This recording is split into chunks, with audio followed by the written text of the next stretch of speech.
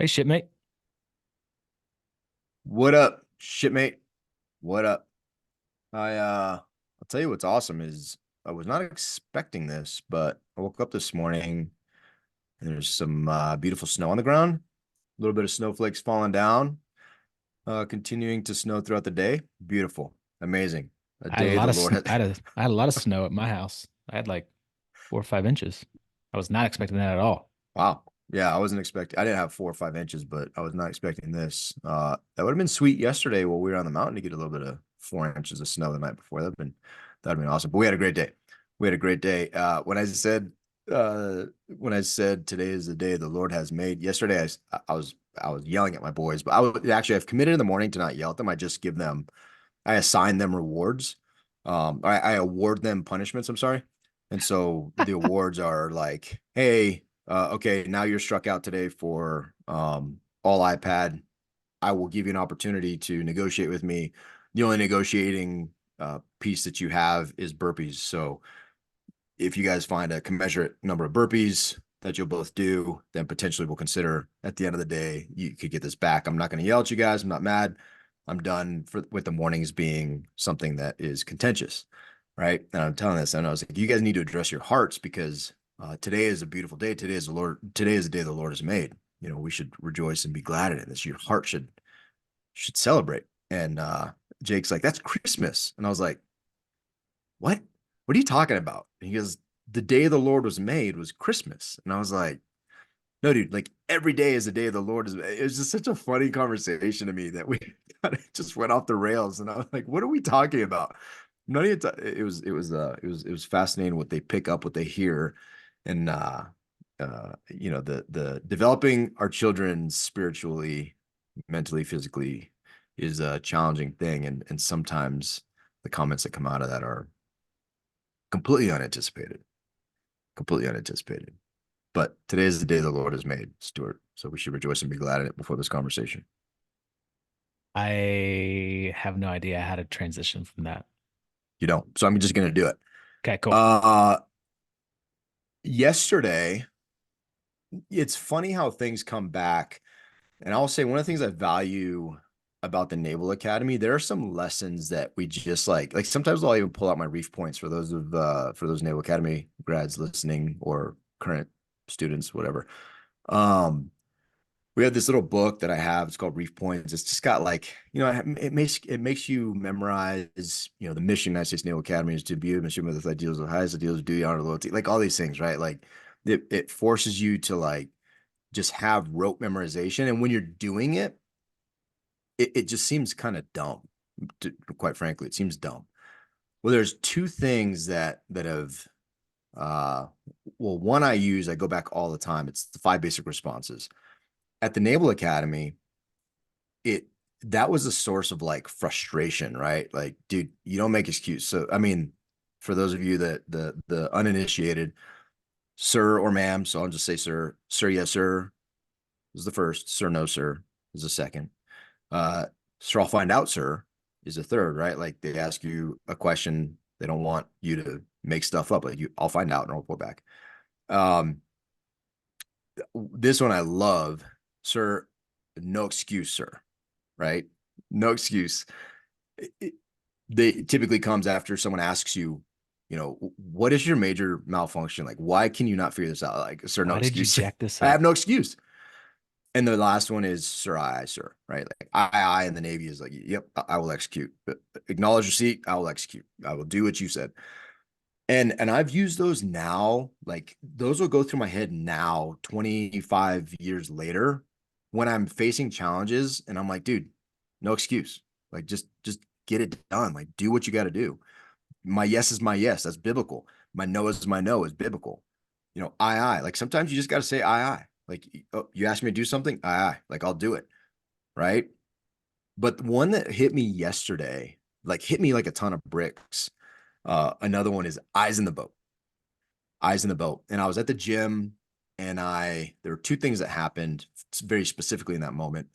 The first, I was grabbing some weights and it was my heaviest set for that workout. And I was experiencing hesitancy, like, oh man, like it's gonna be a hard set.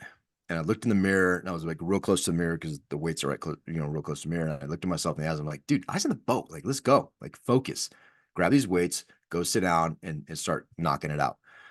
That was one thing. But then the gym now is a place. It's just let's be frank, man. It's just it's a meat locker for a lot of people, right? It's Yeah. just this place to allow your eyes to bounce. These women are these women, these girls are wearing things now that I'm like, I mean, if you even consider it wearing clothes, it's just like it's extreme. It's extreme.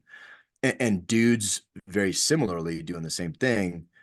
And I'm not suggesting it's a woman's responsibility to wear or not wear anything. I'm putting zero blame on it. My responsibility, if it's important to me, is to keep my eyes in the boat, right? To keep my eyes in the boat and not let them wander, not indulge in the flesh. Because dude, it has become a place. I work out 24-hour fitness, and it's just like sometimes I'm just like, wow, like I literally been caught off guard because of like the flesh color tight, whatever quote unquote workout gear, and I'm like, oh, is that person naked? Like it just like completely throws you, right? And but it hit me. I hadn't thought about that in a long time, but the eyes in the boat, and it was super powerful when I came to you guys on the mountain. I was like, dude, I would love this on a shirt, not just because like we are focused as men to honor our families, right? To honor those women that are in that gym, to honor ourselves, and for us as Jesus loving dudes. I mean, the Bible's very clear, man. Look at a woman lustfully with you look at a woman lustfully with your eyes, you've committed adultery in your heart. Like that is straight from the Bible. If you take that seriously, then eyes in the boat becomes very powerful in that context. To lift that heavy weight, eyes in the boat becomes very important. And so, that's something that we just want to talk about, just touch on briefly, because I found it to be so powerful and germane to my life yesterday.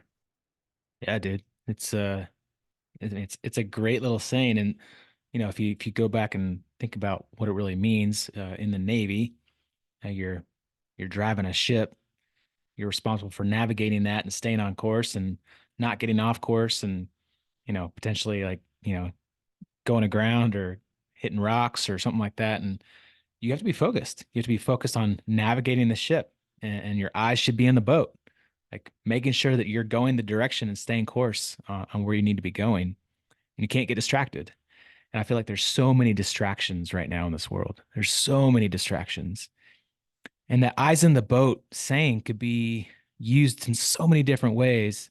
I mean, just this week we were talking about habits inside the men's mastermind group, and we were talking about the use of our cell phone and how it can either be used for really good things or really bad things. And we talked about texting and driving, right? Eyes in the boat, man. Like if you're driving, don't be looking at your cell phone and texting, and like there's a lot of bad things that can happen while texting and driving. And we all know it's not a good thing to do, but you see people and you do it all the time. Like I'll admit it. I will text and drive, and my kids are in the back seat, and all I'm doing is just modeling for them what's okay. And I know for a fact it's not okay, but I do it anyways. Like I should be eyes in the boat, put that cell phone away and drive and be safe for my children, right? And for all the other drivers around me. And like what else should we be eyes in the boat? Like I was thinking through this is because I was kind of trying to come up with a social post for it. And eyes in the boat at home. Like put your phone away, put your computer away, put your video games away, turn the football game off, eyes on the boat and be present with your family, right? Put all that stuff away at the dinner table and be present. Throw the baseball with your kid, be present, eyes on the boat. At work, like there's so many distractions, right? Emails, social media, random people coming in and saying hello. Like get your work done, eyes on the boat. Let's make it happen, right?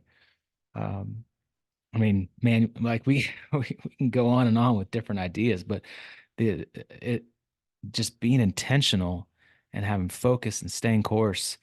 I think there's so much positivity in that. Yeah, dude, and I also want to highlight the power of a mantra.